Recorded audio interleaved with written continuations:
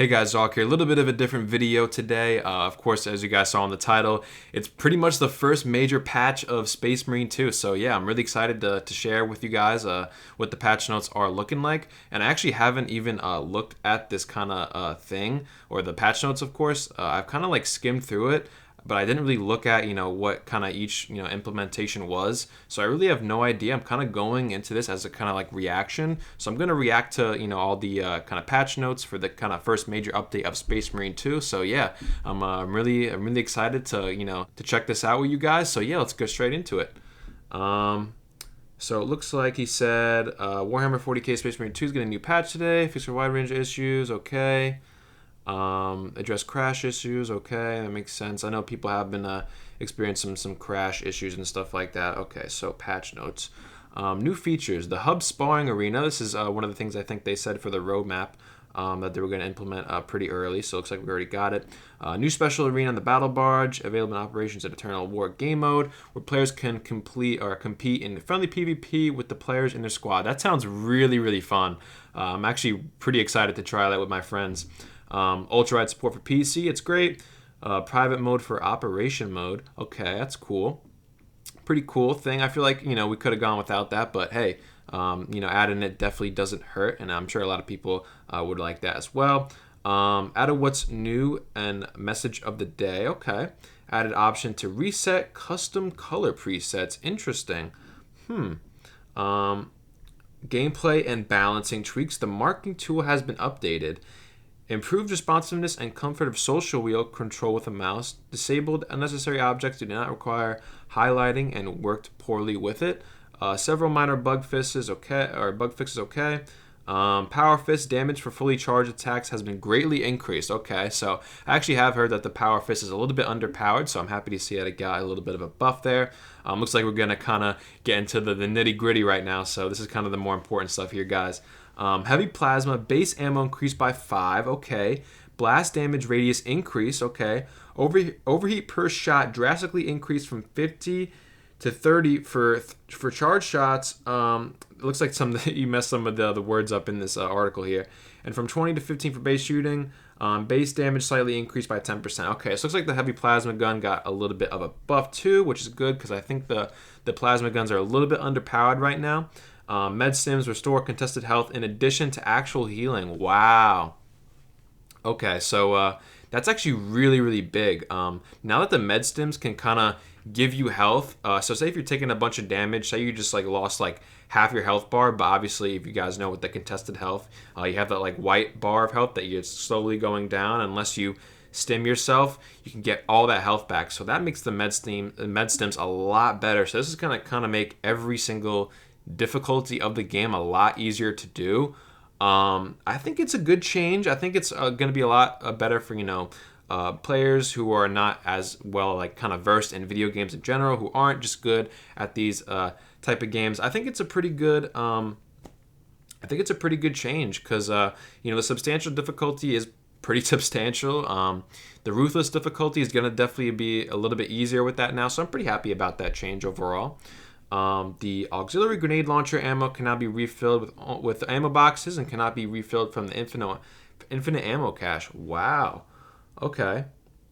Interesting. Okay. I don't know if I like that, but all right.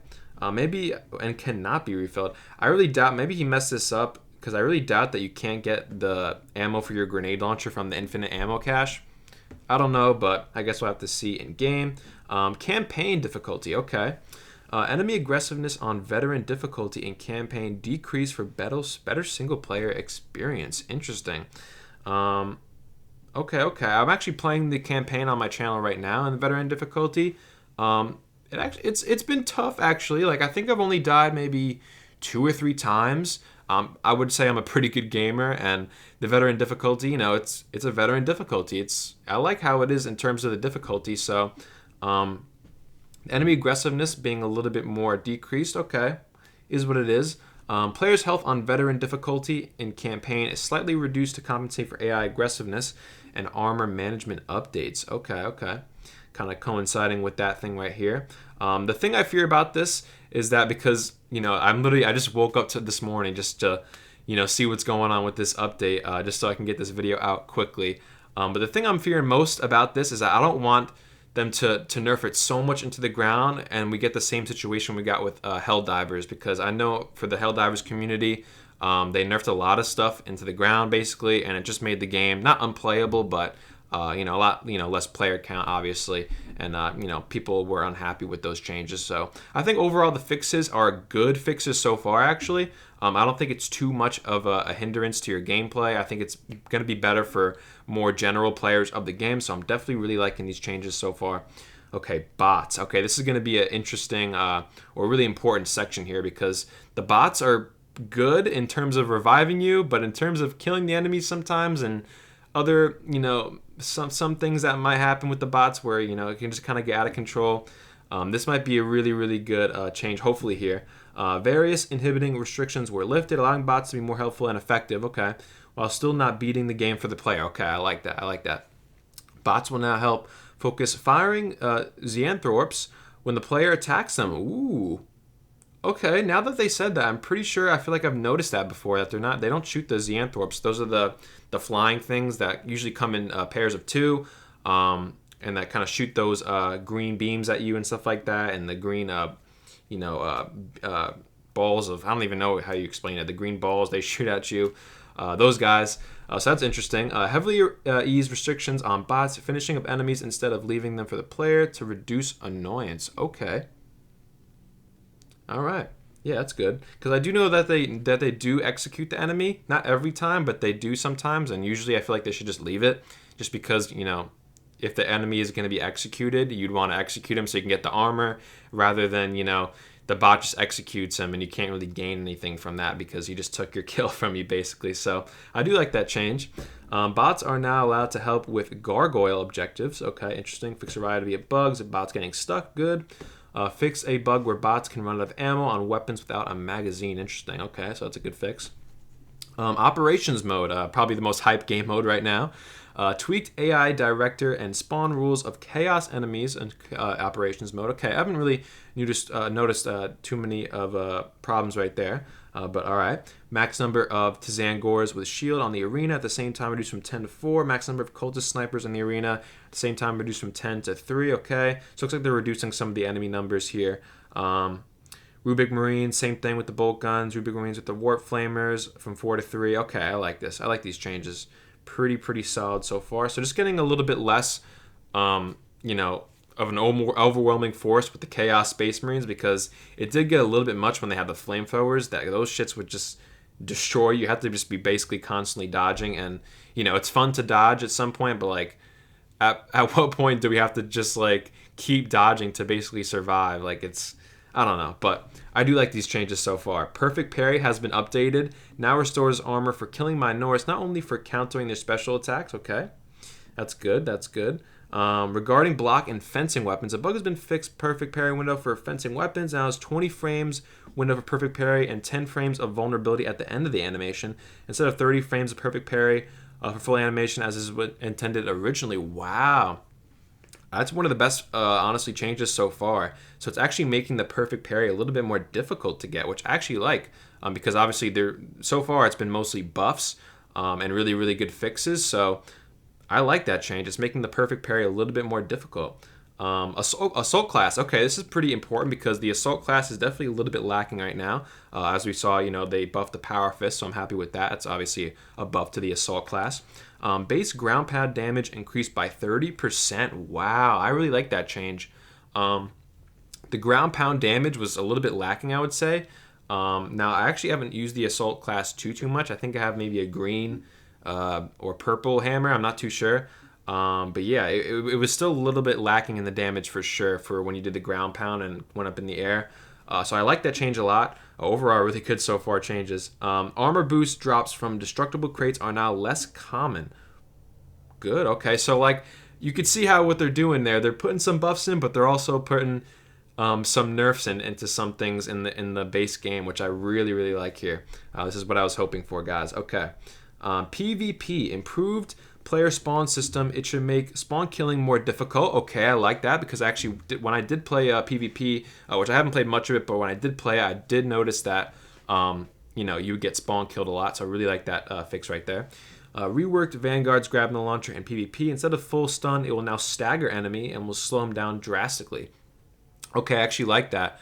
The grab the launcher was a little bit overpowered just because if you just saw the enemy grappled to them, you had the Melta or you had something, it's basically game over. It was kind of that. It was kind of the best meta thing right now in the game. I'm sure it still is because it staggers him now and slows him down. So I'm sure it still will be good, but it probably won't be as OP. They definitely should nerf the heavy though class, but yeah, I would notice that was probably the best thing you could do, and obviously use the heavy in PvP. AI, okay, so there's a bunch of stuff for AI. Wow, this is all AI. Okay, this is really really exciting, guys, because I definitely know that the AI is definitely one of the things that I really wanted them to focus on for this for the next major update, which is of course now. Reduced ability to stun lock enemies with range attacks across all characters. Okay, that's a pretty good change. That's actually a nerf to most things, which I like because so far it's been kind of mostly buffs, but now it's kind of half and half, I would say.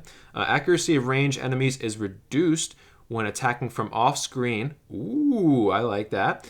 And accuracy of ranged enemies is reduced when attacking melee engaged players. Interesting. Regarding Hormagaunts and Tazangors, melee damage now deals specific amount damage instead of removing one complete armor segment per attack. Wow, okay.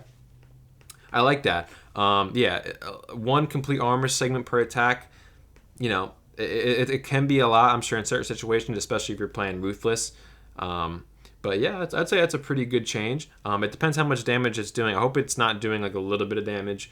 I'm sure they didn't, nerf it, that much in the ground. But the Zoanthorpe, increase physic scream damage, sparsing time from 0.5 to 2 seconds to prevent one-shot damage. Okay, so it looks like they're kind of elongating the time when he does that, but making it less damage. I like that fix because the scream damage does actually a lot of damage, because you can kind of avoid everything else he does if you dodge.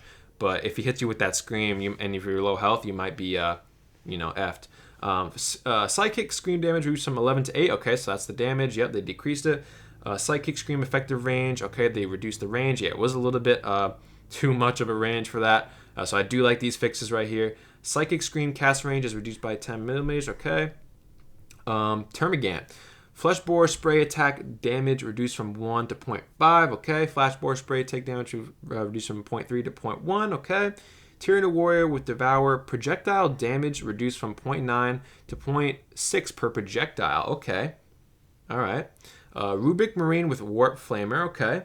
Icon of Flame damage reduced from 9 to 6. Okay, I like that change. The Flamer definitely, as I said as before, just maybe a tiny bit, tad bit OP, I would say.